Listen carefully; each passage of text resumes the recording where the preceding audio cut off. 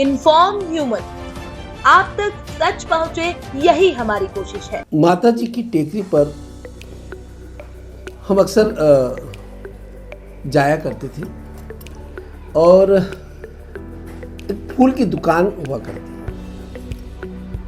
मिठाई फूल प्रसादी की दुकान थी।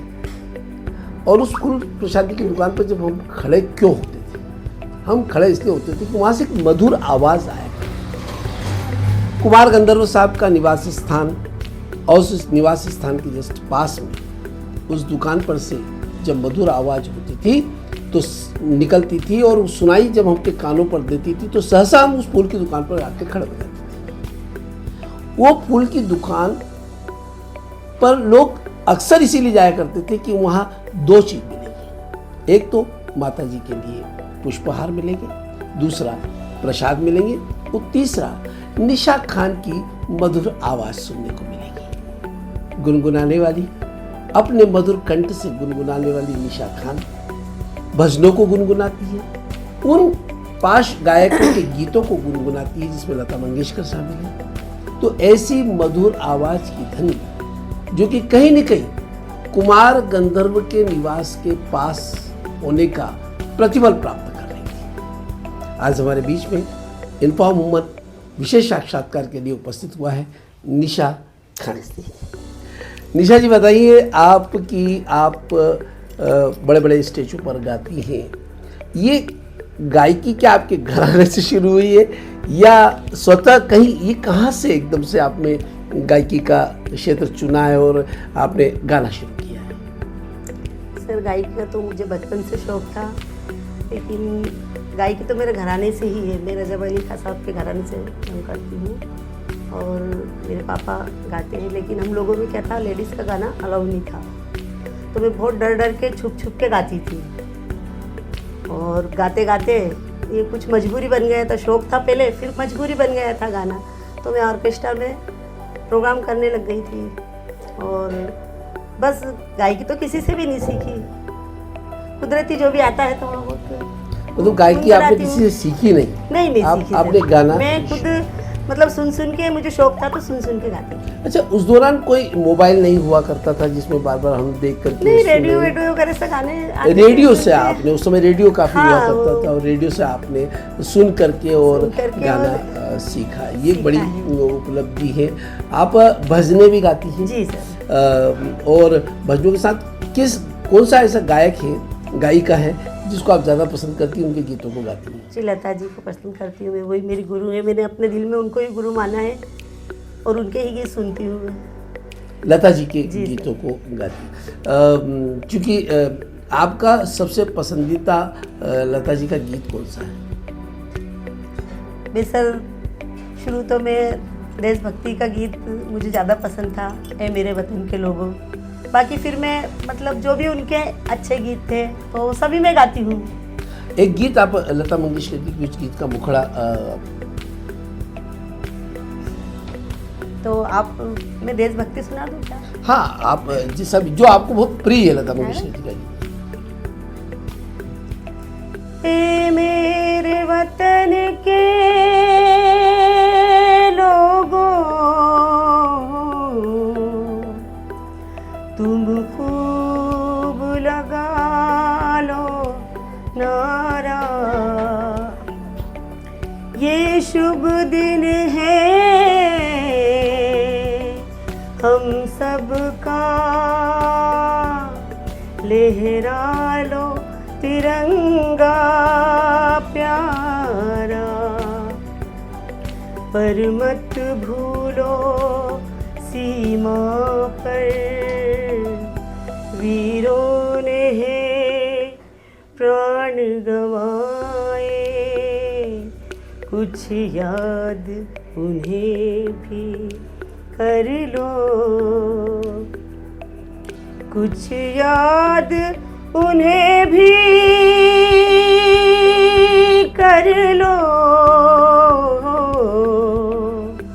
जो लौट के घर ना आए, जो लौट के घर ना आए, ए वतन के लोगों, जरा आँख में भर लो पानी, जो शहीद हुए हैं उनकी जरा याद करो कुर्बानी।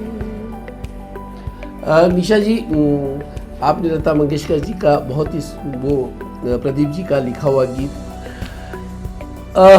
एक और बात मैं आपसे पूछना चाहूँगा कि आपका नाम जैसे जाहिदा बी है। जी सर। निशा जी नाम कैसे पड़ा आपका? सर निशा जी मेरा नाम ऐसे पड़ा कि लोग जाहिदा नाम से मतलब कम लोग पसंद करते थे मुझे। मतलब ये जाहिदा नाम एक मोमेडियन नाम होता है, तो हम लोगों में ज़्यादा गाने का मतलब वो भी नहीं कि अच्छा नहीं समझते थे लोग गाना, तो मैं छुप छुप के गाती थी और उस टाइम नाम मुझे छुपाना पड़ा, इसलिए निशा नाम।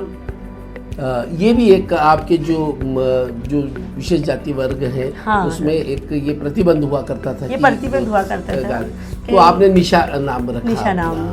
निशा जी, आप जैसे आप दे दो, आपको भजनों में कौन सा भजन आपको पसंद है? सत्यम शिवम सुंदरम गाती। आप एक जो उसकी ईश्वर सत्य है, सत्य ही शिव है, शिव ही सुंदर है, जागो उठ कर देखो, जीवन जो तुजागर है, सत्यम शिवम सुंदरम, सत्यम शिवम सुंदरम, सत्यम शिवम सुंदरम। निशा जी, चूँकि आवाज़ आपकी प्रत्यक्ष हमारे दर्शकों के सामने है ही है, परंतु आप कितने प्रोग्राम कर चुकी हैं अब तक? सर प्रोग्राम तो मैं बचपन से ही कर रही हूँ, मतलब छोटी सी उम्र से मुझे गाने का शौक़ था और फिर मैं टेकरी पे दुकान लगाती थी। थोड़ा लोगों को गाना पसंद आया तो मेरे पास मुश्ताक भैया आए और उन्होंने बोला मेरे साथ प्रोग्राम करोगे आप क्या? मुश्ताक जी यानी कि मुश्ताक जी मेरे गुरु वही हैं, क्योंकि मुझे उन्होंने ही आगे बढ़ाया है। अच्छा, कहीं न कहीं आपका इस प्लेटफॉर्म तक पहुंचाने में सहयोग सर्वाधिक किसका रहा है?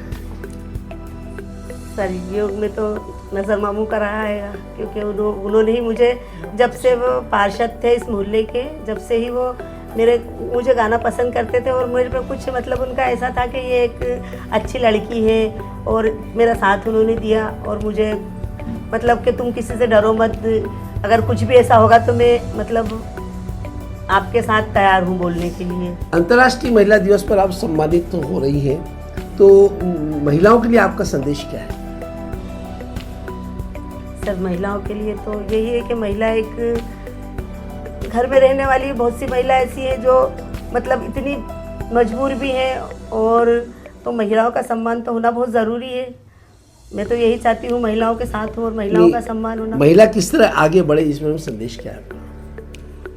सर अगर महिला डरे नहीं तो आगे बढ़ जाए, लेकिन महिलाओं को कुछ ऐसा डर रहता है कि वो कुछ कर नहीं सकती, अपनी इच्छुक कुछ काम कर नहीं सकती है। हमारे में तो ये है, लेकिन बाकी तो आप बहुत सी महिलाएं गुनगुनाती रहती घर में, गुनगुनाती रहती है। वो निशा खान बनना अगर चाहे तो बन सकती है, अगर थोड़ा सा डर निकाल दे दिल में से, क्योंकि मैंने भी डर थोड़ा निकाला जब भी मैं थोड़ी सी आगे बढ़ी है। इन्फॉर्मल आपका बहुत बहुत स्वागत करता है और बहुत बहुत धन्यवाद।